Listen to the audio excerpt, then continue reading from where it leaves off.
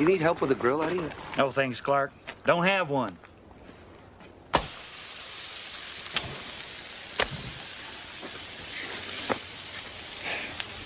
I'll get the tongs.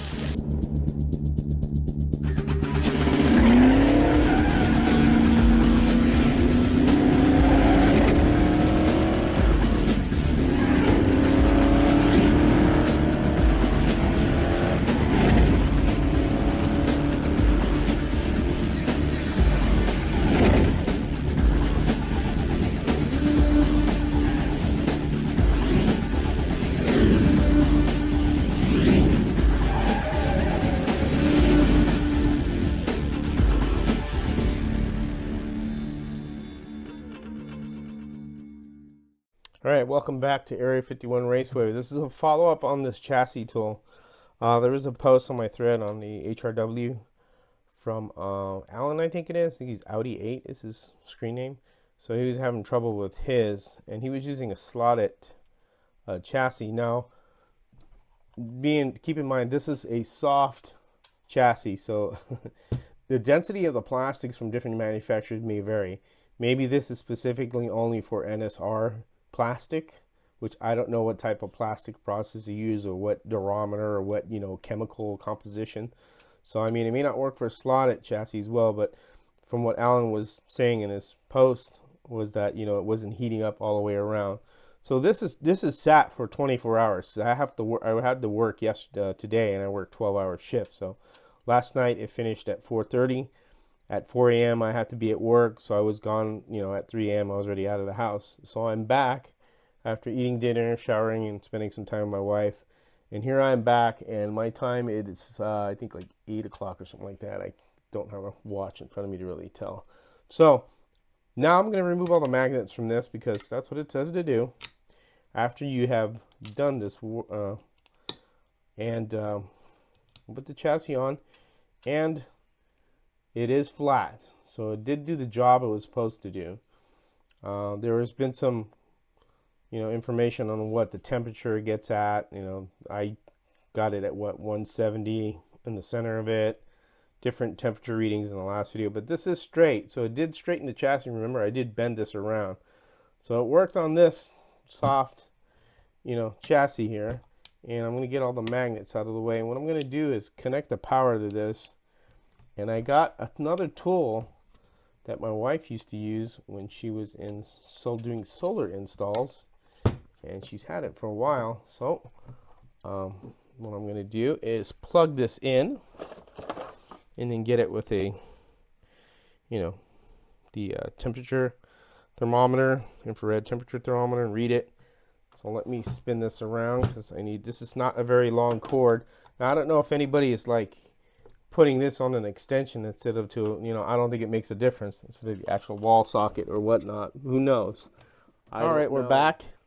So here's my Fluke temperature reader here, and I get 106, 114 toward the middle, toward the end 108. It varies in temperature from front to back, or from middle to back to front.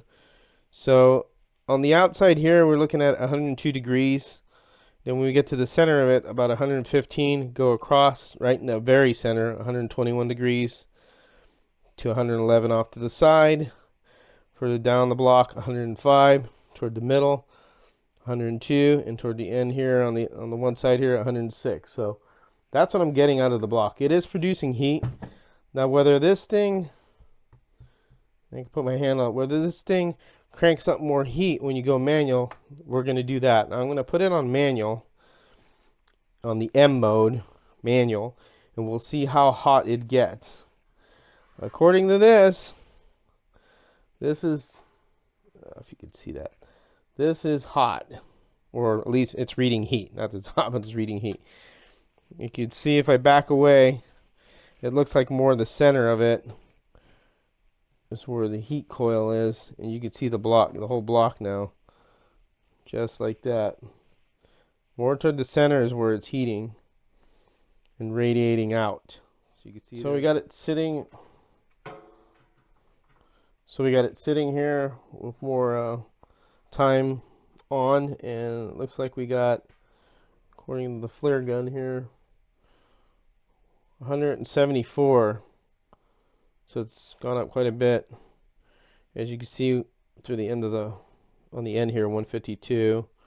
I can't move this gun too much because it's plugged in, because this hasn't been used in a while, so it's on the wall outlet. So we got 157, 158, right in the middle is 174, 175. Back, so I put it to the A mode. I've let it sit, in the A mode for about 10 minutes. And our temperature looks like 163, 159, pretty much consistent across the block in temperature.